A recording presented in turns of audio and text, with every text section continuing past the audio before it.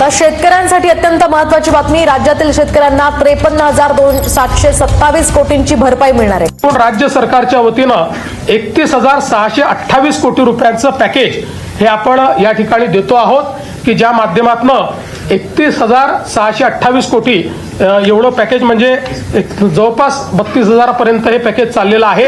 अशा 32,000 वर्षाचा रखडलेला पीक विमा खात्यात कोणाला मिळणार, संपूर्ण माहिती बघा. पीक विमा मिळायला सुरुवात झालेली आहे. होय शेतकरी मित्रांनो, तुमच्यासाठी मोठी आनंदाची बातमी समोर आलेली आहे. सकाळी 11 वाजता खात्यामध्ये सरसकट पीक विमा 3 वर्षाचा एकत्र जमा होणार आहे. शेतकरी बांधवांच्या खात्यामध्ये जमा होण्यास सुरुवात झालेली आहे. आजची सर्वात मोठी आनंदाची बातमी, हजारो शेतकरी बांधवांच्या खात्यामध्ये पीक विम्याचे पैसे आज सकाळी 11 वाजल्यापासून जमा होत आहे. जर तुम्हाला पीक विम्याचे पैसे आले नसतील किंवा पीक विम्याचे पैसे कमी आले असेल तर लवकरात लवकर ही कामे करणं अत्यंत महत्त्वाचे आहे, जेणेकरून तुम्हाला पीक विमा मिळायला सुरुवात होईल. शेतकरी मित्रांनो, ही सत्राकडून आलेली माहितीनुसार आपला व्हिडिओ हा शेवटपर्यंत नक्की बघा.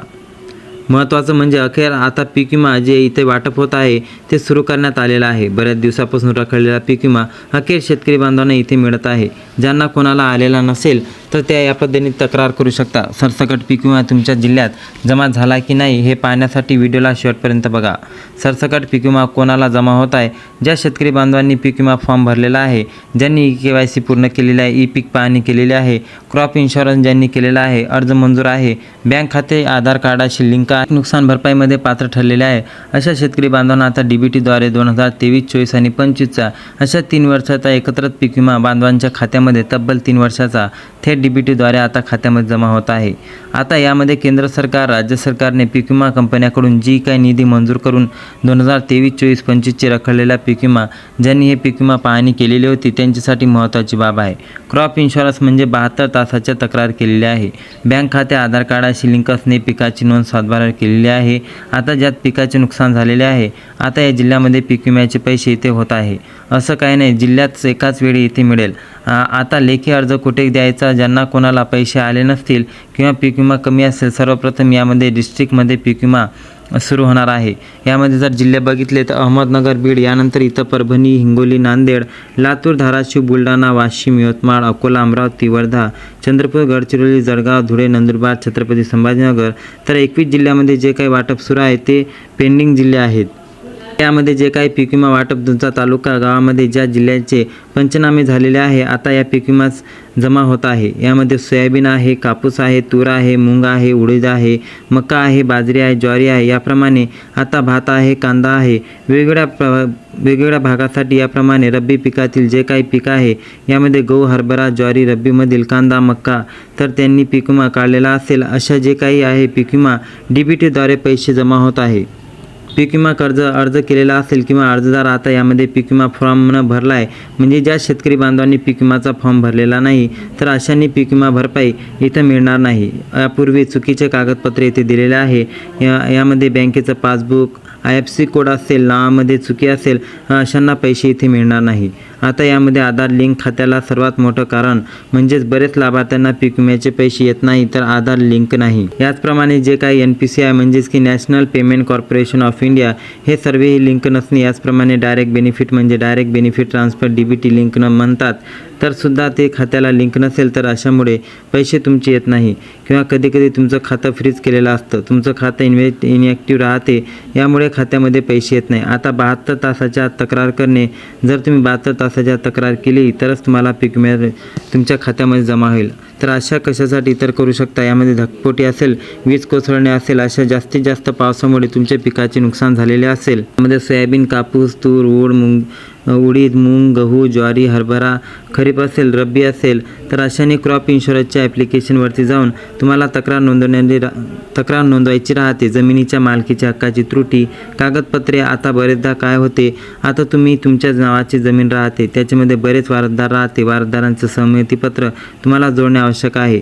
याचप्रमाणे चुकीचा सातबारा किंवा वाढ, जुना सातबारा इथे अपलोड करणे, त्यावरती पिकांची नोंद असते. मग त्यानंतर वार्षिक किंवा भाडे तत्वावर तुमची जमीन वगैरे केलेली असेल तर तुम्हाला अपलोड करायचं राहते. महसूल मंडळाची यादीमध्ये गावाचा समावेश नसणे. आता बराचदा तुमच्या शेतातील सर्व वगैरे होते तर सर्वेमध्ये तुमचं नाव नसते.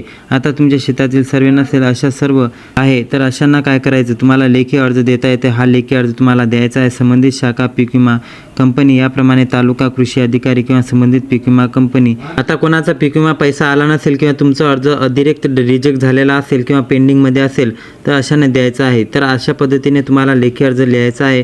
प्रति शाखेचे व्यवस्थापक, संबंधित पीक विमा कंपनी, कृषी अधिकारी, तुमचा तालुका जिल्हा आहे का, पीक विमा रक्कम जमा झाल्याचे अर्ज आहे का, महोदय मी खालील सही करणारा मी तुमचं नाव लिहायचं आहे. या पत्रामध्ये तुम्हाला असा अर्ज सादर करायचा आहे. राहणार तालुका जिल्हा येथील शेतकरी, मी खरीप हंगाम यामध्ये तुमचं वर्ष लिहायचं आहे 2023, 24 आणि 25 यासाठी पीक विमा संपा घेतला आहे. माझा पीक विमा अर्ज क्रमांक, आता ॲप्लिकेशन ID नंबर इथे टाकायचं. तुमच्या पीक विम्याच्या पावतीवरचं तुमचा नंबर टाकायचा आहे आणि आजपर्यंत माझ्या खात्यामध्ये पीक विम्याची रक्कम जमा झालेली नाही. याप्रमाणे माझी माहिती खालीलप्रमाणे आहे. यामध्ये तुमचे शेतकऱ्याचे नाव, गाव, तालुका, जिल्हा, पिकांचे नाव, गट क्रमांक किंवा सर्वे नंबर आता यामध्ये टाकायचं. आधार नंबर तुमचा व्यवस्थित तुमचा आधार नंबर इथे लिंक करायचा. मोबाईल नंबर इथे टाकायचा आहे जे आधार कार्डाला लिंक असेल.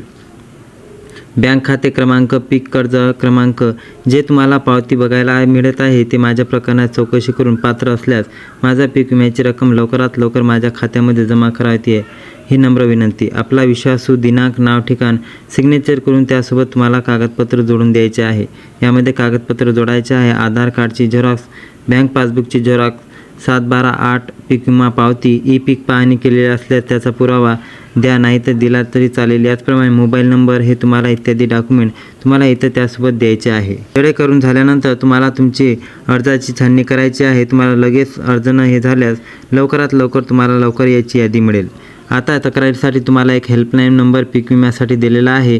तो आहे 14 44 7. या नंबरवरती लगेच तुम्ही तुमचा कॉल करा. आणि यासाठी तुम्हाला कशी कॉल करायची आहे शकता. अर्ज पेंडिंगमध्ये आणि रिजेक्ट झालेला आहे, ज्यांना कुणाला पीक विमा पैसे आले नाही, तुमचा अर्जाचा स्टेटस काहीच दाखवत नाही, अशांना लगेच नंबर हेल्पलाईन नंबरवर लगेच लॉग इन करायचं आणि कॉल करून व्हॉट्सअप नंबर इथं आलेला आहे. एक व्हॉट्सअप नंबरसाठी यावरती तुम्ही जशी हाय सिलेक्ट कराल तर तुम्हाला तुमचं विचारण्यात येईल की तुमचा इयर कोणता आहे. त्याचप्रमाणे खरीप पीक विमा भरलेला होता की नाही हे तुम्हाला सिलेक्ट करायचं आहे.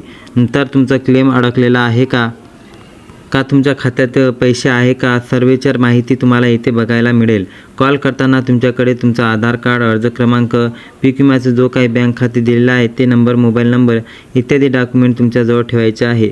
नंतर कॉल करायचा आहे. 7/12 पीक विमा लाभार्थ्यांची यादी कशी पाहायची आहे तर आता जे काही पात्र शेतकरी आहेत तर त्या अशा पात्र शेतकरी बांधवांच्या खात्यामध्ये पीक विम्याचे पैसे जमा होते. या यादीचं नाव असेच असेल तर पीक विम्याचे पैसे इथे जमा होतील.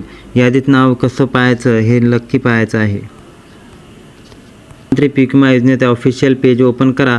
बेनिफिशरी सिलेक्ट करा. त्यामध्ये अर्ज क्रमांक टाका. अर्ज क्रमांक जसं टाकलं तर त्याचप्रमाणे तुम्हाला चेक स्टेटसवरती क्लिक केल्यानंतर तुमचं यादीमध्ये काय प्रॉब्लेम आहे हे तुम्हाला बघायला मिळेल. तुमचं नाव, पीक विमा जी की जमा आहे किंवा नाही यामध्ये 14 44 7 हेल्पलाईन नंबरवरती कॉल केल्यानंतर तुमची जाणून घेऊ शकता तुमची पूर्ण माहिती या हेल्पलाईन नंबरवर कॉल केल्याबरोबर तुम्हाला माहीत पडेल. पीक विम्याच्या अर्जाची स्थिती जाणून घेण्यासाठी कॉल करू शकता.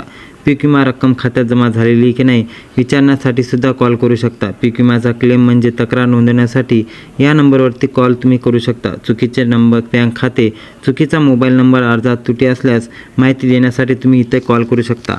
हा मोबाईल नंबर तुमच्यासाठी महत्त्वाचा ठरेल. लगेच आपला अर्ज करा आणि लवकरात लवकर शेतकऱ्यापर्यंत हा व्हिडिओ शेअर करा. जेवढे जास्ती शेतकऱ्यापर्यंत हा व्हिडिओ शेअर कराल तेवढाच तुमचा शेतकरी मित्रांनो जास्तीत शेतकऱ्यापर्यंत आपली ही माहिती पोहोचवा जेणेकरून त्यांना पण लाभ मिळेल. आणि चॅनलवरती नवीन असाल तर चॅनलला सबस्क्राईब करून व्हिडिओला लाईक करा. धन्यवाद.